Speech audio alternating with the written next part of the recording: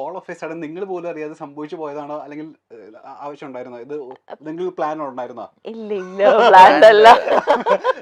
Planned അല്ല. Planned അല്ലായിരുന്നു. Serial ചെയ്തോണ്ടിരിക്കുകയായിരുന്നില്ല ആ സമയത്ത് അല്ലേ?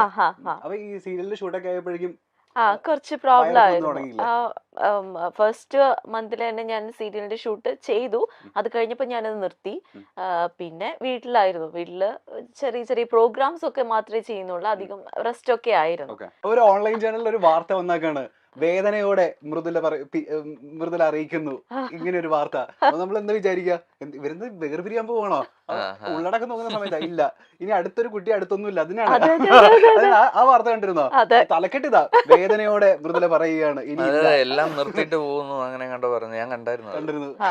അല്ലേ? അപ്പൊ കഴിഞ്ഞ ദിവസം നമ്മള് സാനിഫിനെയും അതുപോലെ തന്നെ മറിയ ഷെൽജിനെയും ഇന്റർവ്യൂ ചെയ്തിരുന്നു, നിങ്ങളുടെ കോളേജിനെ. അപ്പൊ സാനിഫ് പറഞ്ഞൊരു കാര്യമുണ്ട്. അതായത് പണ്ടൊക്കെ ഈ യുവാകൃഷ്ണ എന്ന് പറഞ്ഞു കഴിഞ്ഞാലേ ഞങ്ങൾ പറയുമായിരുന്നു, ആദ്യം ഷൂട്ടിന്റെ സമയത്തൊക്കെ ഞങ്ങള് കൊളീഗ്സിനോട് പറയുന്നത് എന്തോ ഒരു ജാടയാണ് അയാള്.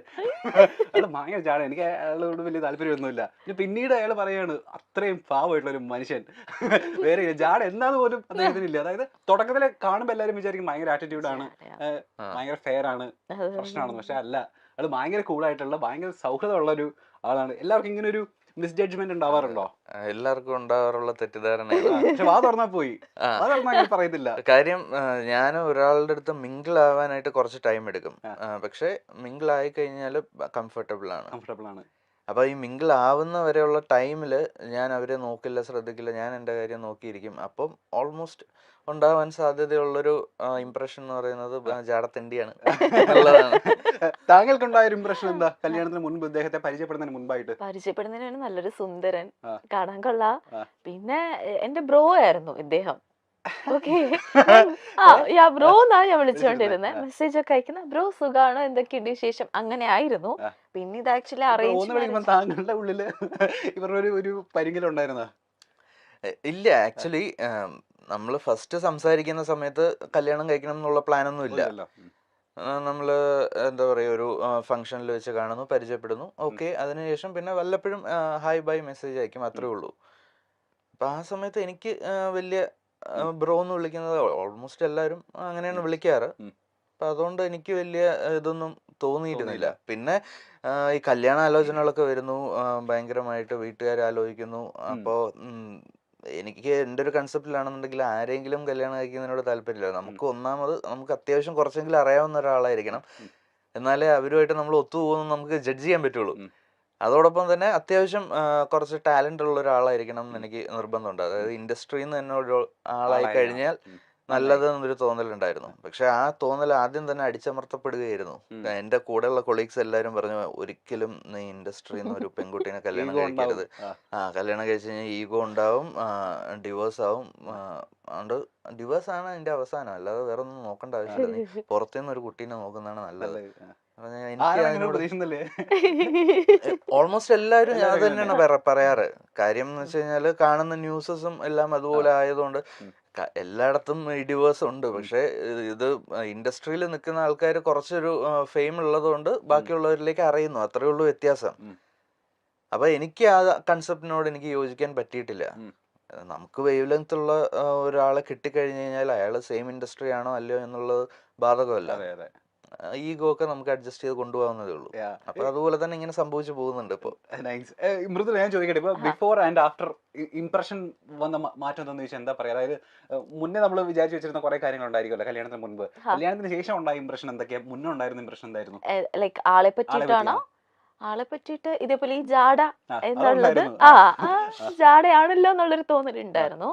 പിന്നെ കല്യാണം കഴിഞ്ഞതിന് ശേഷം ആളെ കൂടുതൽ മനസ്സിലാക്കാൻ പറ്റി. അതാണ് ലൈക്ക് ഭയങ്കര ലവബിൾ ആയിട്ടുള്ള ഒരാളാണ്, ഭയങ്കര കൂളാണ്. എത്ര ദേഷ്യപ്പെട്ടാലും തിരിച്ച് റിയാക്ട് ചെയ്യില്ല.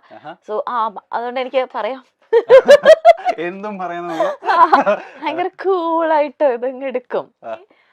അതൊക്കെ തന്നെയാണ് ആക്ച്വലി കൂടുതൽ മനസ്സിലാക്കാൻ പറ്റി. മറ്റേ ജാഡ എന്നുള്ള ആ ഒരു ഇംപ്രഷൻ മാറിയിട്ട് അതല്ല ക്യാരക്ടർ എന്നുള്ളത് മനസ്സിലായി. അണ്ടർസ്റ്റാൻഡിങ് പീപ്പിൾ ആയി നിങ്ങൾ. ഇപ്പൊ മൃദുലേനെ ഈ പറയുന്ന പോലെ യുവേനെ നമുക്ക് എല്ലാവർക്കും ഇഷ്ടമായി തുടങ്ങിയതുണ്ടല്ലോ സ്റ്റാർ മാജിക്കിന് വന്നതിന് ശേഷമാണ്. നിങ്ങളുടെ പേഴ്സണാലിറ്റി എന്താണെന്നും ഒക്കെ മനസ്സിലായത് നമുക്ക് അങ്ങനെയല്ല. നിങ്ങളുടെ ടാലന്റ് എന്താണെന്നും ഞാൻ ഇപ്പൊ യൂട്യൂബിൽ നോക്കിയപ്പോൾ ഒരു വീഡിയോന്, ഒരു പെർട്ടിക്കുലർ വീഡിയോന്, മൃദുലയുടെ പെർഫോമൻസ് ഉള്ള ഒരു വീഡിയോന് 8.3 മില്യൺ വ്യൂസ് പോയേക്കുന്ന വീഡിയോ. അതായത് എനിക്ക് തോന്നുന്നു ഏറ്റവും കൂടുതൽ വ്യൂസ് പോയത് സ്റ്റാർ മാജിക്കിന്റെ ആ പെർട്ടിക്കുലർ വീഡിയോനായിരിക്കും. സ്റ്റാർ മാജിക്കിന്റെ ഒരു റെക്കോർഡ് തകർത്ത നായികയാണ്. യുവ മോശമല്ല, പിന്നീടാണ് യുവയ്ക്ക് ഇങ്ങനെ ഒരു കഴിവുണ്ട്.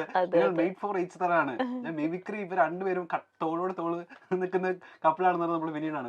ഇപ്പോഴേ ഞാൻ ചെറിയൊരു ടാസ്ക് തന്നു കഴിഞ്ഞാൽ ആരെങ്കിലും നമ്മളുടെ വീഡിയോ ഒന്ന് മില്യൺ അടിക്കാൻ വേണ്ടിട്ട് ഒന്ന്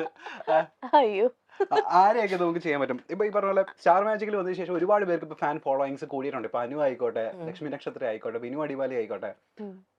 ആരാണ് ആദ്യം അനുവിനെ ഈ പറയുന്ന ഈ മൊമെന്റിൽ നമുക്ക് ഇത് കാണിക്കാൻ പറ്റുമോ?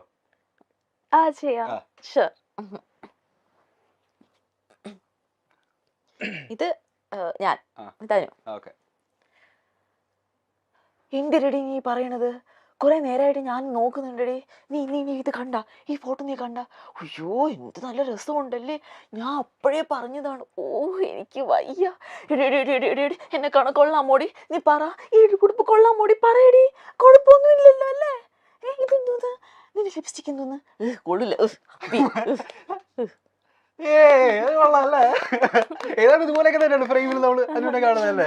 അതിന് ഈ പറഞ്ഞ ഇതൊന്നുമില്ല, ഫേക്ക്നെസ് ഒന്നുമില്ല. ആളെങ്ങനെയാണോ അതുപോലെ തന്നെ ചേട്ടന്റെ അങ്ങോട്ടേക്ക് ഒന്ന് പ്ലേറ്റ് മാറ്റാണ്. ചേട്ടൻ ഈ പറയുന്ന പോലെ ബിനു അടിമാലിനെ അവതരിപ്പിക്കുന്ന കണ്ട സമയം നമ്മൾ ഞെട്ടിപ്പോയിട്ടുണ്ടായിരുന്നു. കോളേജിലെ അത്യാവശ്യം മിമിക്രി ഒക്കെ ചെയ്യുന്ന ആളായിരുന്നോ? കോളേജിൽ ഡിഗ്രിക്ക് പഠിച്ചുകൊണ്ടിരുന്ന സമയത്ത് ഇതേപോലെ കോമ്പറ്റീഷൻ, കോളേജ് ലെവലിലുള്ള കോമ്പറ്റീഷൻ, ആർട്സ് ഫെസ്റ്റിനൊക്കെ ചെയ്യുമായിരുന്നു. പ്രൈസ് വാങ്ങിക്കുമായിരുന്നു. ഇതറിയായിരുന്നോ? കല്യാണത്തിന് മുന്നേ അറിയാം. അന്ന് അവതരിപ്പിച്ചപ്പോഴാണ് ആദ്യമായിട്ട് ആണല്ലേ? ഓ ചേട്ടാ. അതിനുശേഷം പിന്നെ പ്രാക്ടീസ് അങ്ങനെയൊന്നും ഇല്ലായിരുന്നു. അന്ന് എന്തോ അങ്ങനെ തോന്നി, കുറച്ച് സൗണ്ടുകളൊക്കെ ചെയ്തപ്പോൾ ഓക്കെ ആയിട്ട് തോന്നി. അങ്ങനെ പിന്നെ കയറി പെർഫോം ചെയ്തതാണ്. അപ്പൊ ഞാൻ ചോദിക്കട്ടെ, മിമിക്രി ഉണ്ട്, മാജിക് ഉണ്ട്, മെന്റലിസം ഉണ്ട്, ഡാൻസ് ഉണ്ട്, പാട്ടുണ്ടെന്ന് ആരോ പറയുന്നത്? പാട്ടുണ്ട്. എന്താ ചെയ്യാ? ഡാൻസ് അത്രക്കില്ല.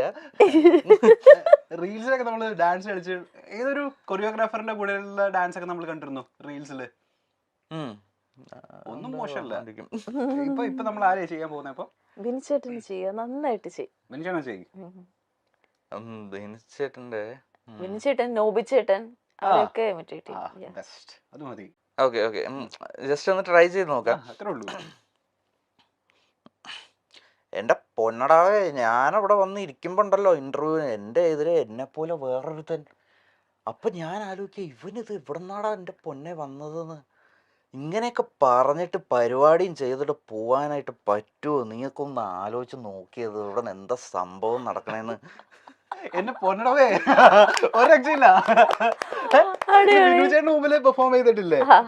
ബിനുചേട്ടൻ എല്ലാവരും ഈ പറയുന്ന പോലെ കോമഡി എടുത്തിട്ട് മറ്റേ ഇൻസൾട്ട് ചെയ്യുന്ന ആളാണല്ലോ. ഈ ചേട്ടന്റെ മുൻപില് ഈ സാധനം അവതരിപ്പിച്ച സമയത്ത് ചേട്ടന്റെ റെസ്പോൺസ് എന്തായിരുന്നു? പുള്ളി ഡയറക്റ്റ് ആയിട്ട് കേട്ടിട്ടില്ലെന്ന് തോന്നുന്നു. പുള്ളി ഇല്ലാത്തൊരു എപ്പിസോഡിലായിരുന്നു ഞാൻ പെർഫോം ചെയ്തത്. ചേട്ടന്റെ റെസ്പോൺസ് അതിനുശേഷം പിന്നെ പുള്ളി എന്ന് പറഞ്ഞ കൊള്ളായിരുന്നു കേട്ടോ. ഇനി ആരാ നോബി ചേട്ടൻ ചെയ്യാൻ പറ്റുമോ? നോബി ചേട്ടൻ്റെ എനിക്ക് ഓർമ്മയില്ല, മൈൻഡിൽ നിന്ന് പോയി അവസാനം. വേറെ ആരെങ്കിലും ചെയ്യുമ്പോ? അല്ലാതെ നമുക്ക് മറ്റേ ഫിലിമിലൊക്കെ ഉള്ള കുറച്ച് ആൾക്കാരുടെ ഒക്കെ